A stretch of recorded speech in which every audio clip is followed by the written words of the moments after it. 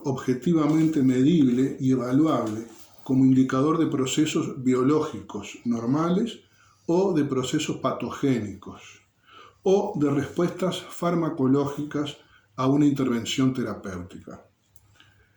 El biomarcador ideal sería aquel que traduce el estado evolutivo de la enfermedad o a través del cual se puede medir la respuesta terapéutica a una intervención farmacológica. Es muy importante que los biomarcadores son sustancias conocidas y la gran mayoría de ellos, por no decir casi todos, son proteínas, que son proteínas muchas veces normales, que al lesionarse el órgano o el organelo que contiene a la proteína sale hacia el exterior o al medio extracelular o a la sangre o a la saliva o a la orina, etc. O a veces son proteínas que no son normales, sino que son proteínas anormales que sufren procesos de transducción, por ejemplo la hiperfosforilación en el caso de la proteína tau, muy importante en las tauopatías, y que se transforma en una proteína tremendamente insoluble y tóxica para la célula.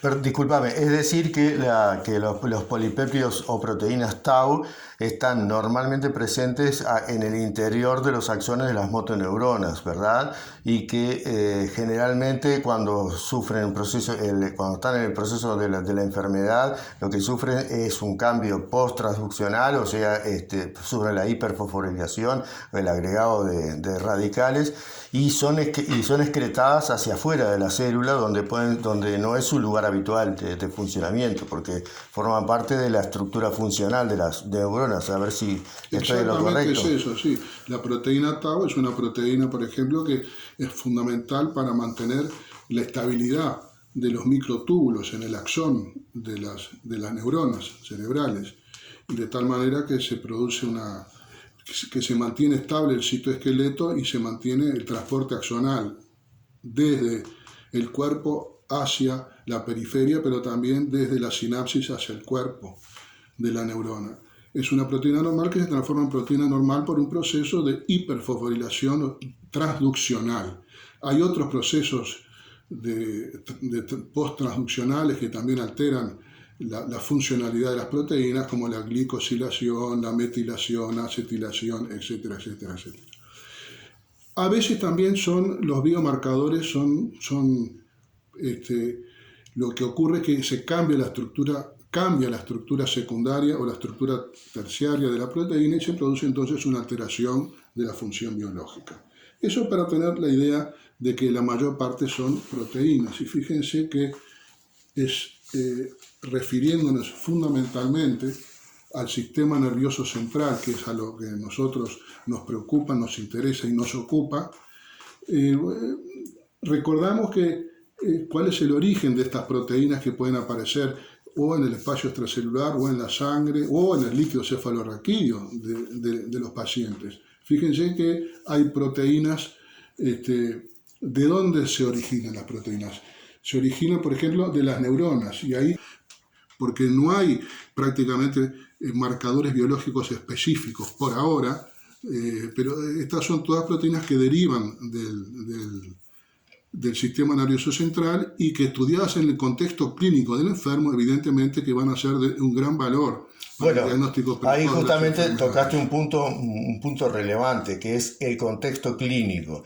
O sea, acá justamente lo que nos motiva y nos mueve para poder hacer determinadas gestiones analíticas es justamente el encare clínico de los procesos fisiopatológicos que ocurren. O sea, es tratar de interpretar clínicamente lo que va a suceder a nivel íntimo, a nivel molecular o a nivel estructural íntimo de las células y de los tejidos.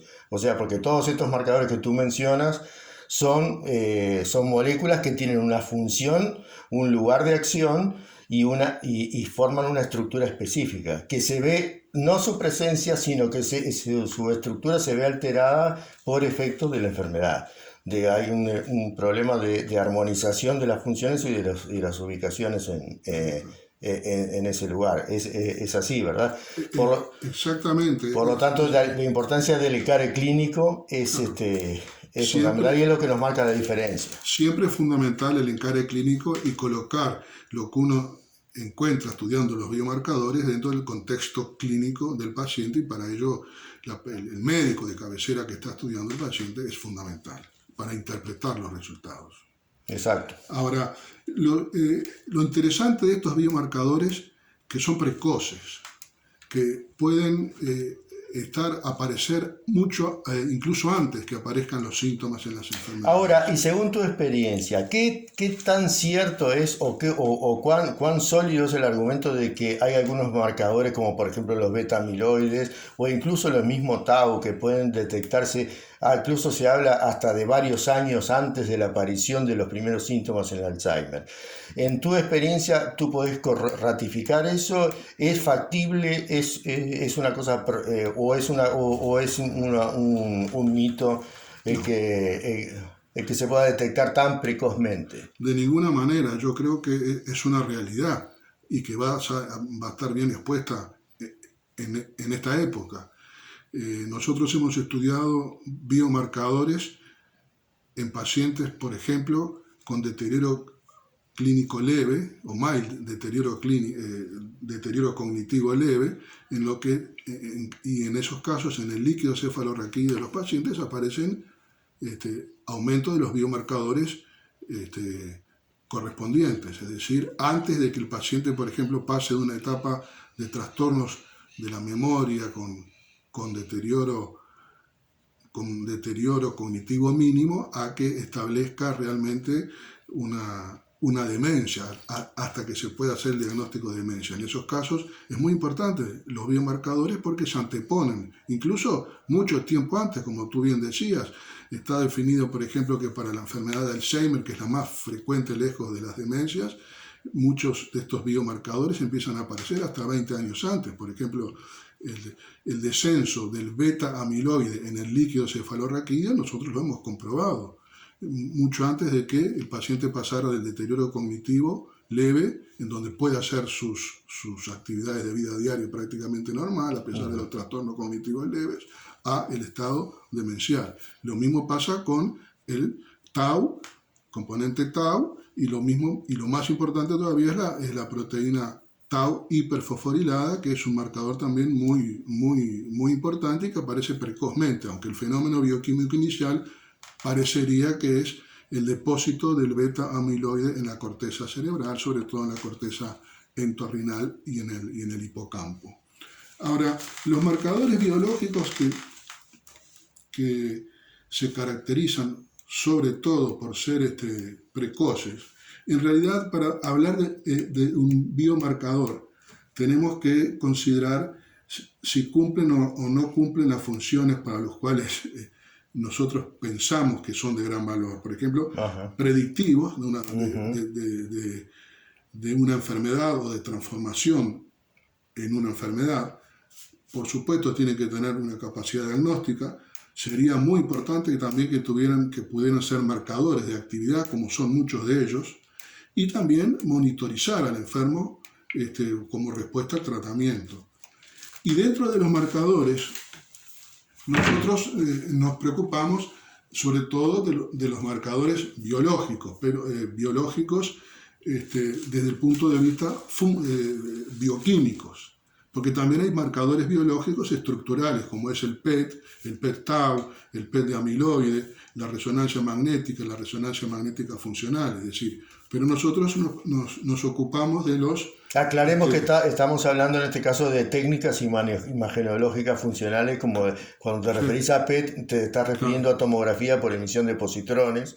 Digo, para la gente que no está tan allegada que puedan entender un poco de qué hablamos. Nosotros nos ocupamos sobre todo de los marcadores biológicos de naturaleza bioquímica. Exacto. ¿Y dónde los buscamos? Los buscamos fundamentalmente, y en el caso de las enfermedades neurológicas, neurodegenerativas y no neurodegenerativas, lo primario es buscarlos en el líquido cefalorraquídeo. Entonces, El único problema que tenemos ahí es la punción lumbar, que es un poquito invasiva, pero que en condiciones bien hechas y con una persona que haga la punción lumbar Claro. con experiencia no hay mayores problemas. Pero el líquido cefalorraquídeo es una fuente de marcadores biológicos. Nosotros eso lo hemos hecho y los estamos haciendo, sobre todo para enfermedades de Alzheimer y otras enfermedades neurodegenerativas.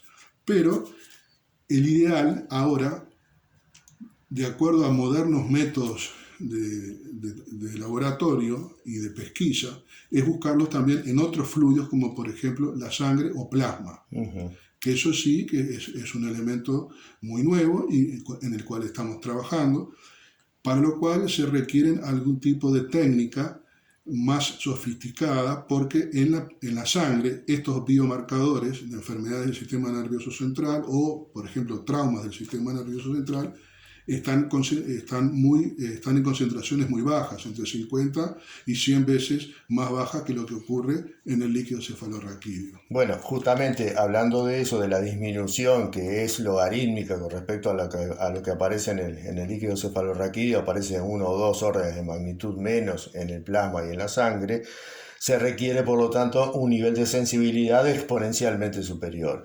Entonces, pero y ahí es donde viene la buena noticia, y es que hoy por hoy nosotros estamos en nuestro grupo, como tú sabes, estamos manejando una nueva tecnología que en realidad no es tan nueva, sino que está renovada, una clásica tecnología que se basa en la detección de moléculas simples por un ensayo inmunológico. Pero ¿qué pasa? Está mejorada de tal forma que las moléculas pueden ser detectadas a nivel subatomolar, o sea, estamos hablando de 10 a la menos 18 veces, casi con un nivel de sensibilidad que podría ser comparable a lo que podría ser PCR cuantitativa en tiempo real, lo que hoy se usa para detección de virus de COVID, por ejemplo. En este caso nosotros estamos hablando de niveles de sensibilidad muy altos y que nos permiten entonces detectar cantidades muy insignificantes de estos marcadores que entonces sí pasan a ser a partir de ahora identificables y cuantificables a nivel de líquidos biológicos. Esa es la importancia y es la relevancia de la técnica de análisis, de ensayo, de inmunoensayo de molécula simple, como la damos en llamar, para poder hacer el monitoreo, el seguimiento y la medicina predictiva en forma muy precoz en pacientes que no tienen síntomas y sin tener que someterlos a una punción lumbar o a una extracción del líquido cefalorraquídeo que siempre lleva su procedimiento. Entonces, digo, este es el punto de inflexión de alguna manera, con el agregado de que además esta tecnología se integra perfectamente con las otras tecnologías más duras, como podría ser la espectrometría de masas o la secuenciación masiva de nueva generación, que nos permiten abordar el genoma por un lado, o sea, la información genética de predisposiciones a determinar a la enfermedad a nivel familiar o a nivel genético y o hereditario, y también a lo que llamamos el fenotipo, pero a nivel molecular, o sea, la presencia dura de estos marcadores y la identificación, pero por técnicas sofisticadas que nos identifican y caracterizan químicamente la molécula. Pero ¿cuál es el problema de ambas? El problema es que requieren una gran infraestructura de laboratorio, un costo importante y un procedimiento, una serie de procedimientos importantes, lo cual no lo hace viable para un seguimiento cotidiano a nivel de consultorio. En cambio, la tecnología de inmunoanálisis de molécula simple permite interconectar cada una de los universos de estas tecnologías, pero además monitorear y controlar en forma sencilla y económica y fácil a un paciente que sea portador o sospechoso de portador de esta enfermedad. Esa es la parte interesante. Exactamente, eso es la técnica esa de molécula simple que permite dosificar pequeñas concentraciones en la periferia, va a ser de fundamental importancia para ratificar lo que se pueda hallar, por ejemplo, o lo que sabemos que se encuentra ya a nivel del líquido cefalorraquídeo. Ahora, dentro de los biomarcadores que nosotros hemos observado y con los cuales hemos trabajado, evidentemente que lo tenemos que referir sobre todo a las patologías más frecuentes. Entonces, una de ellas son las demencias, y dentro de las demencias la más representativa por lejos es la enfermedad de Alzheimer, en la cual hay casi 48 millones de personas en el mundo y que van aumentando porque el factor de riesgo principal es la edad, por lo tanto va a estar aumentando con el correr de los años. ¿Y cuáles son esos marcadores que fundamentalmente se ven en el líquido cefalorraquídeo, pero que también se ven en la sangre? Se pueden ver en la sangre y dosificar por estas técnicas de Simoa. Bueno, ¿cuáles son? Uno es el beta-amiloide, que es el fenómeno bioquímico inicial, la proteína beta-amiloide, que es la que define la producción de las placas seniles. ¿Y cuál es la función normal de los beta-amiloides en condiciones normales cuando están adentro de las células y no afuera? Me pones en un aprieto, porque en realidad no se sabe bien cuál es la función. Lo que sí se sabe que esta proteína beta-amiloide patológica, que es extracelular y que se deposita en la corteza de los enfermos con Alzheimer, el beta-amiloide, y que disminuye en el líquido cefalorraquídeo francamente, y que empieza muchos años antes a ocurrir eso que los síntomas clínicos, viene de una proteína precursora de amiloide, se llama. Y esa proteína precursora de amiloide es captada por un sistema de enzimas que lo transforman en la proteína beta-amiloide anormal. ¿Y cuál es la función de la proteína precursora de amiloide? No se sabe. Parecería que es un receptor celular, porque es una proteína de membrana y de transmembrana de la célula. O sea, que estaría interviniendo en la comunicación entre células o entre células, entre neuronas y astrocitos y glias. Parecería que es un receptor, tiene función de receptor celular, pero no se sabe bien cuál es. Ahora, cuando se hace patológica, porque se forman muchos polímeros, se hace insoluble y se deposita a nivel extracelular y daña la célula. Es la que forma la gran parte de las placas seniles de la enfermedad. Pero también tenemos la proteína tau total, que aumenta en el líquido cefalorraquídeo, y la tau fosforilada, hiperfosforilada, esa es la más importante de las dos tau en estas enfermedades. Taupatía se llaman todas estas enfermedades, y es la que genera los ovillos neurofibrilares que también se depositan en la corteza cerebral de los enfermos. Pero también hay otros marcadores que no son tan específicos como son los que están de moda, que son los neurofilamentos, sobre todo los livianos, los light, que vienen del citoesqueleto del axón y que tienen que ver con la estabilidad del axón, y que cuando las células neuronales se mueren o se desintegran, ese es un marcador notable de lesión axonal, de degeneración neuronal, y aparecen en el extracelular y en el líquido cefalorraquídeo y también en la sangre. También nos movemos con el cociente tau fosforilada sobre beta-amiloide, que aumenta en estos enfermos. La alfa-sinucleína, que es una proteína también intracelular, que aumenta o está normal en los pacientes con Alzheimer, a pesar de que no es una taupatía los que aumentan la sinucleína.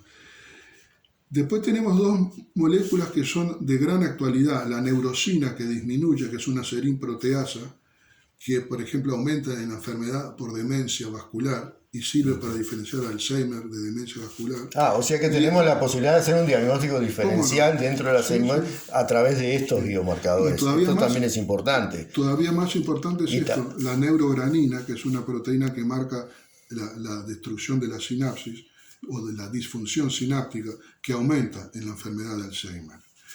Y tenemos una proteína que también ya viene desde el año 2013, que es NTP, que es Neural Thread Protein, que es una fosfoproteína que aparece en la orina. Y es precoz su aparición en el Alzheimer, antes que aparezcan los síntomas definitivos, en la orina, que puede ser también un marcador muy interesante y muy fácil de obtener. No solamente líquido cefalorraquídeo, sangre, con Simoa, orina. Ahora, nosotros le estamos dando tenemos gran esperanza en algo que, como decía Eduardo, estamos tratando de poner al día, que es la técnica esa de Simoa, Sí, que permite justamente. medir concentraciones muy bajas en el plasma, donde están en el plasma. Entonces, la tau fosforilada es extraordinaria, porque parece ser que de las 3 tau que hay fosforiladas, 181, 217 y 231, la 217 es la más nueva y tiene una correlación notable con la enfermedad de Alzheimer y sobre todo tiene una correlación notable con el PET con tau. Es decir, el PET con tau puede estar normal morfológicamente y haber un PET con marcador de amiloide patológico y ya aparece en el plasma Ajá. aumentada la proteína tau hiperfosforilada 217, lo cual O sea es un que marcador seguramente de extraordinario valor. O sea que antes de que aparezca una imagen morfofuncional anómala en una tomografía por emisión de positrones utilizando tau marcada, podemos ya detectar la anomalía a nivel de una monitoreo en sangre con estos biomarcadores del tau 215. ¿Es correcto? Exactamente, 217, 217, perdón. 217, es decir, puede tener un tau morfológicamente normal, un PET con tau normal, Ujú. pero con beta amiloide alterado. Ajá, Y aparece en la sangre como un marcador precoz, claro. evidentemente. Bueno, esto es fabuloso porque justamente nos da pie a seguir insistiendo en lo que estamos haciendo en este momento, que es tratar de incorporar al universo tecnológico analítico de la tecnología de detección de moléculas simple, porque además nosotros tenemos, nuestro grupo tiene la posibilidad, gracias a las conexiones que tenemos con los desarrolladores de la tecnología, de generar laboratorios y generar estas técnicas a medida de las necesidades. O sea que nosotros podemos darle la performance adecuada y desarrollar en forma dirigida justamente todos estos paneles de biomarcadores en función de las necesidades emergentes a nivel de cada región o de cada mercado local. Por eso es que nosotros lo que estamos haciendo es tratando de hacer un núcleo tecnológico y tratar de hacer lo que dimos en llamar, utilizando el léxico de los aeropuertos, un hub tecnológico o un nudo de interconexión en donde podamos integrar esta tecnología con las otras tecnologías más duras como ser el propio PET o la propia espectrometría de masas o la secuenciación masiva de nueva generación para poder tener un núcleo muy sólido y consistente, pero nosotros tenemos la posibilidad de hacer el monitoreo diario o sistemático de los pacientes y hacer la relación con la actividad clínica. Que eso es lo que a nosotros nos motiva desde toda la vida, es el encare clínico de la intimidad fisiopatológica de las enfermedades, cosa que no siempre se asocia con el concepto de clínica. Nosotros tenemos un concepto más clínica de Louis Pasteur que de lo que se entiende hoy por la clínica moderna o actual.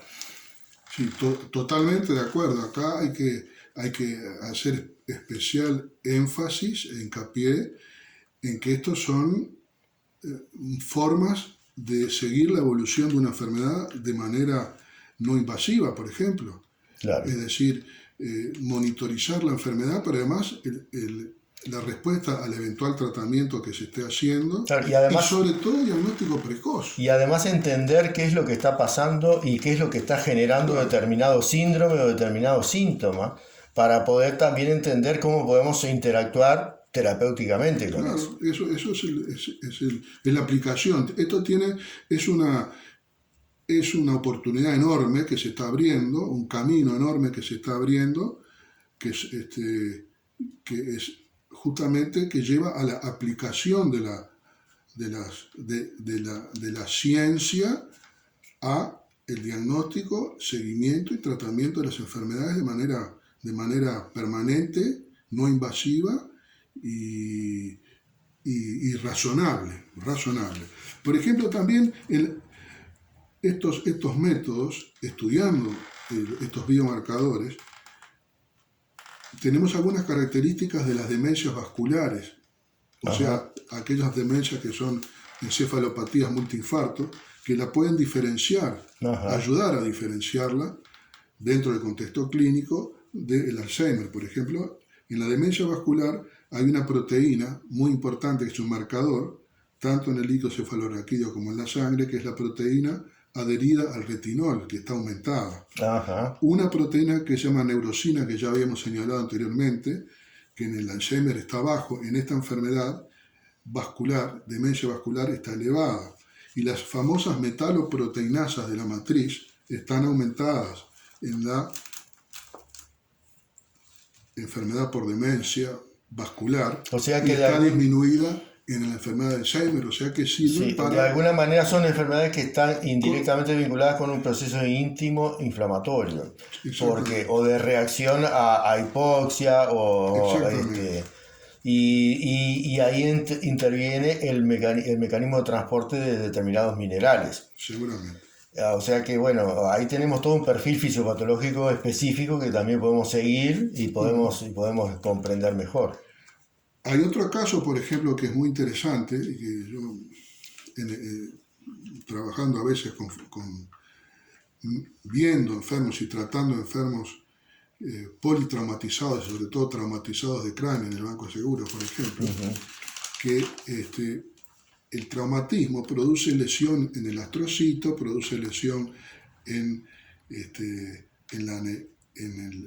oligodendrocito, que es la célula productora de la mielina en el sistema nervioso central, y también en la neurona.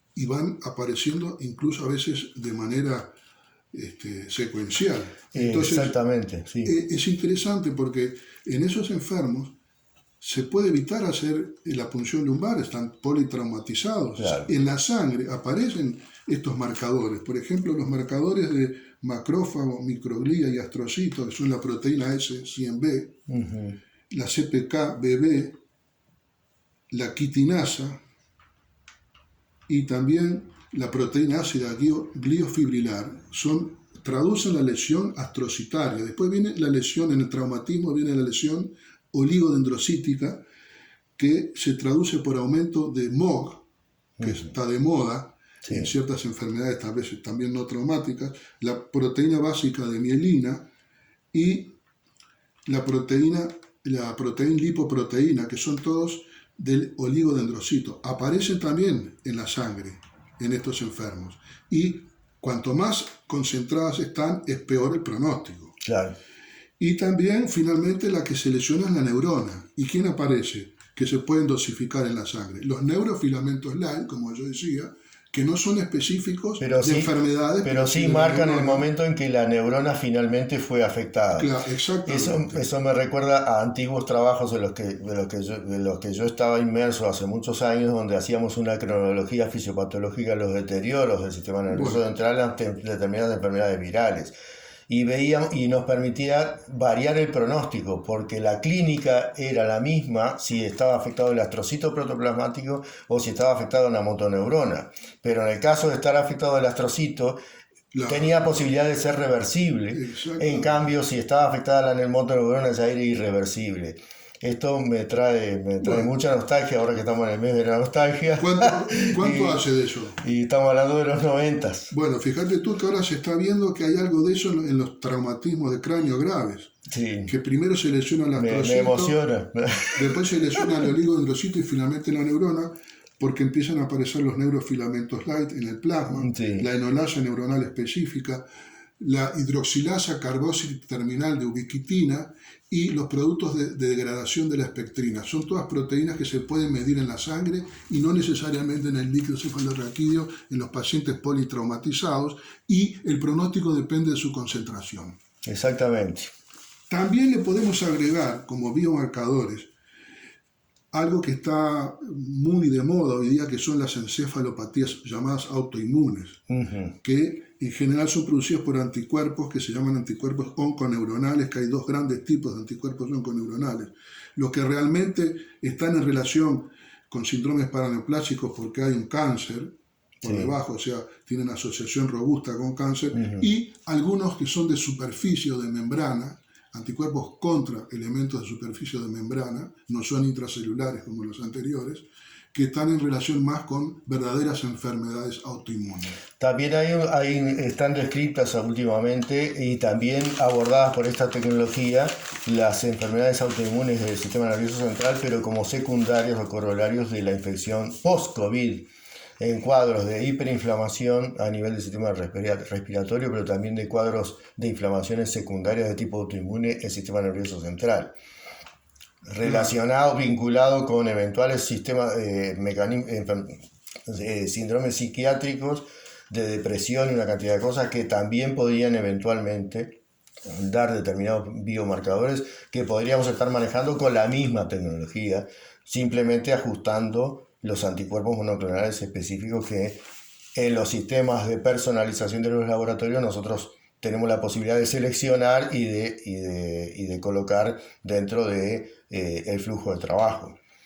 Porque eso es, dentro de la personalización del laboratorio, la tecnología y el aparataje es el mismo para las distintas aplicaciones. Lo que varía justamente son los kits de anticuerpos monoclonales específicos que usamos para poder hacer factibles las reacciones de detección inicial y de amplificación posterior para poder tomar la señal.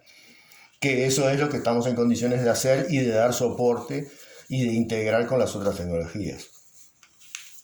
Exactamente.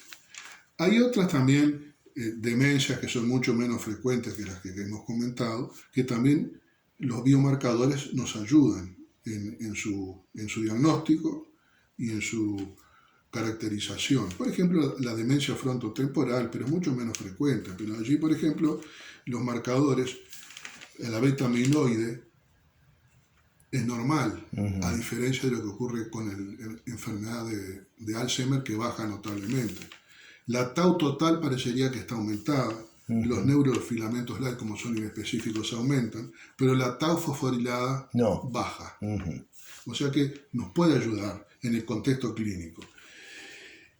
Hay otra demencia, pero que es muy poco frecuente, que es el Jakob-Creutzfeldt, que en el líquido cefalorraquídeo aumenta en general la proteína 14T3, aunque tiene falsos positivos y falsos negativos, y que aumenta el componente tau total, no fosforilado. Ahí estamos vinculando con priones. Claro, son proteínas priónicas. Y en realidad ahora hay una técnica específica para el diagnóstico precoz de Jakob-Creutzfeldt, que es en el líquido cefalorraquídeo una RT, Quaking Induced Conversion, que es una conversión inducida por temblor, por agitación en tiempo real, que tiene una gran sensibilidad y especificidad, y que es el mejor método para hacer el diagnóstico en el líquido cefalorraquídeo. Bueno, y en el caso de la enfermedad de Parkinson con demencia, también los biomarcadores nos van a ayudar, porque la alfa-sinucleína disminuye en el líquido cefalorraquídeo, la tau total disminuye, beta-amiloide disminuye y los neurofilamentos light aumentan. Recordando que los neurofilamentos light son inespecíficos, son constituyentes del citoesqueleto de la neurona que salen al espacio extracelular, que son bastante estables y que se pueden dosificar en el líquido cefalorraquídeo por técnicas de ELISA, por ejemplo.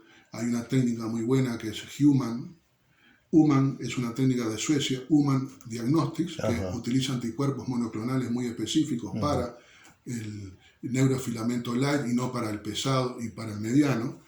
Pero recordar que los neurofilamentos light son inespecíficos. Claro. Entonces aumentan, por ejemplo, se está viendo que aumentan precozmente en la ELA. La esclerosis lateral amiotrófica. Sí, que a veces es difícil el diagnóstico inicial.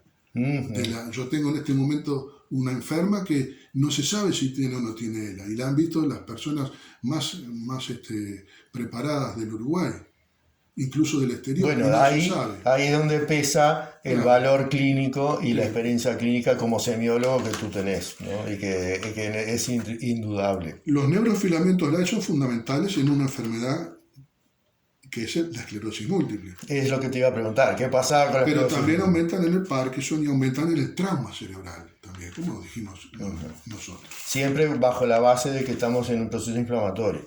También, esclerosis sí, múltiple. sí, sí. Bueno, en la esclerosis múltiple hay biomarcadores, son muy importantes. Es decir, el diagnóstico no solo es clínico y fundamental la resonancia, el líquido cefalorraquídeo es muy importante y seguramente va a ser muy importante el estudio del suero y del plasma de los neurofilamentos. Exacto. Entonces, ¿por qué? Porque los neurofilamentos LIGHT aparecen en la sangre, en el plasma y pueden ser dosificados por la técnica de Simoa.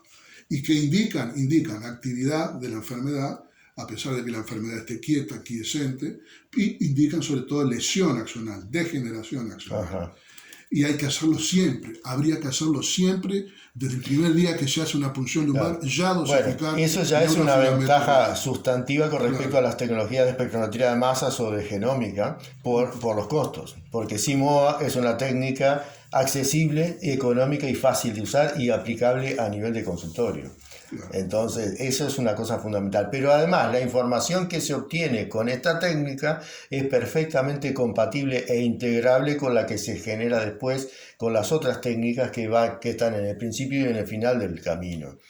O sea, nosotros estamos realmente, e insistimos, estas tecnologías que estamos desarrollando tienen la capacidad de crecer y de ir incorporando sucesivamente nuevas aplicaciones y nuevas áreas de incidencia con un impacto cada vez mayor. Entonces, por eso es que estamos hablando de esto hoy y sabemos que podemos ir adaptando y personalizándola de acuerdo a las necesidades urgentes cada día.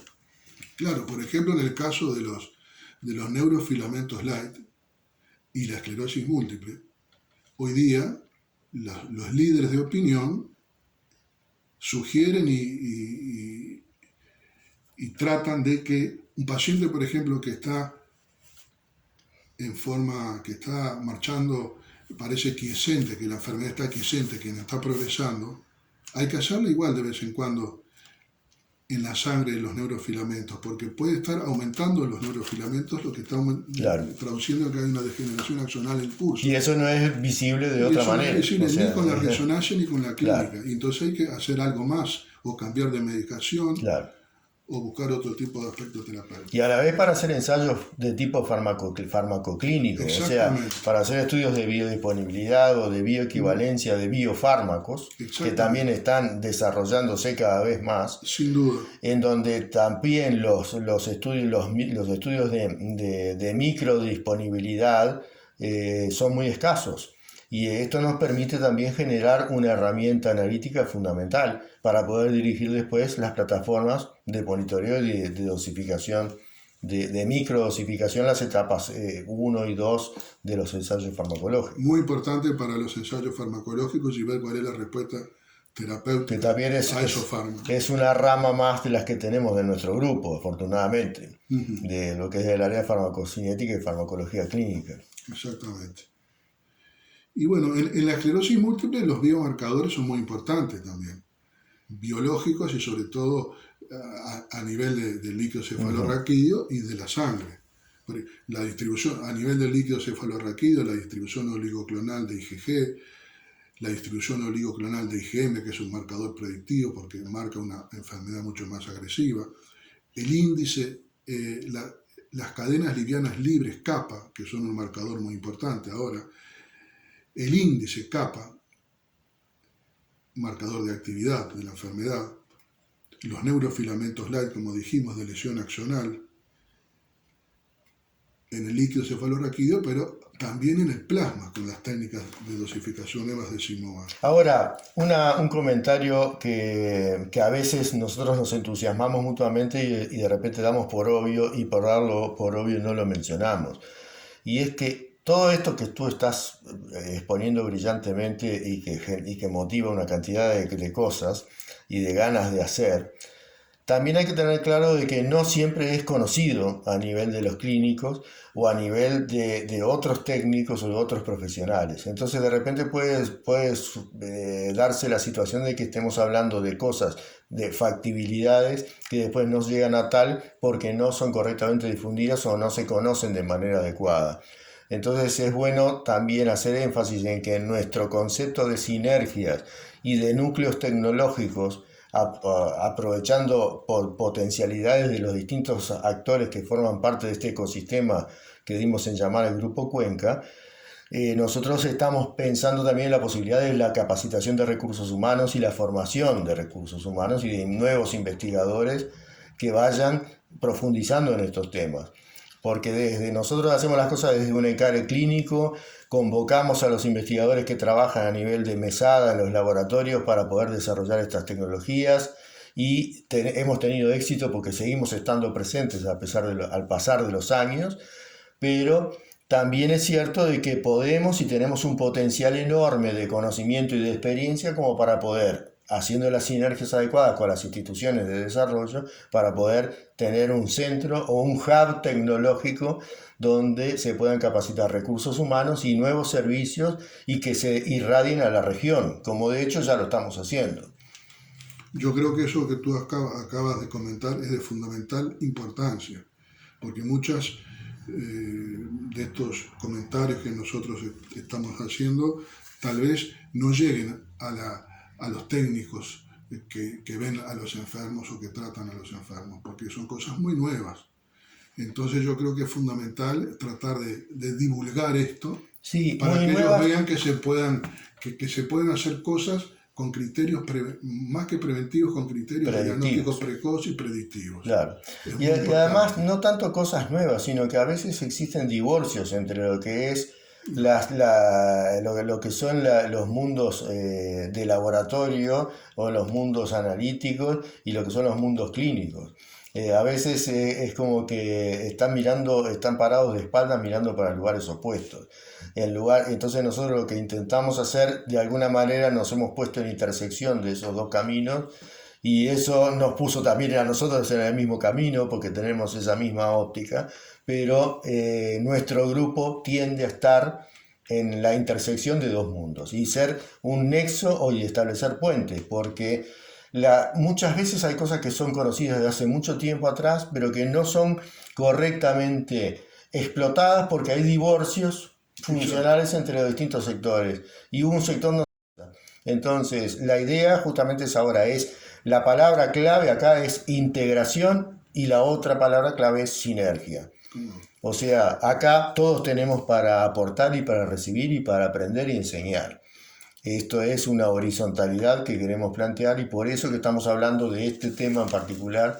Y dentro de lo que tú estás comentando, siempre tener la idea de que muchas de estas cosas que hemos dicho, lo que ayudan es a un diagnóstico precoz y a una predicción de lo que puede Exactamente, pasar. Y a entender lo que está pasando a nivel íntimo, porque eso nos permite tomar medidas terapéuticas o también tomar juicios de pronóstico. Exactamente.